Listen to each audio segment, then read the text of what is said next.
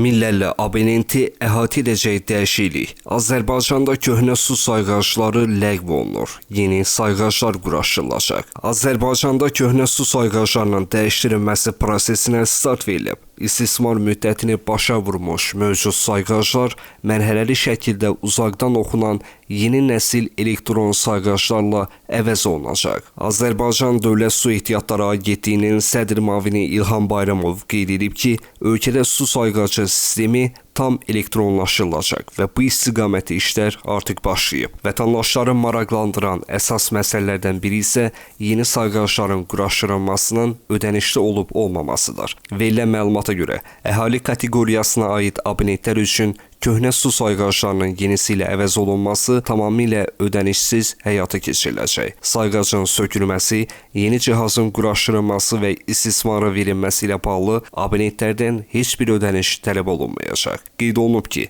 mexaniki su sayğacları quraşdırıldıqdan 12 il, smart sayğaclar isə 10 il istifadə edildikdən sonra dəyişdirilir. Proses mərhələli şəkildə həyata keçiriləcək və ölkənin bütün xidmət ərazilərini əhatə edəcək.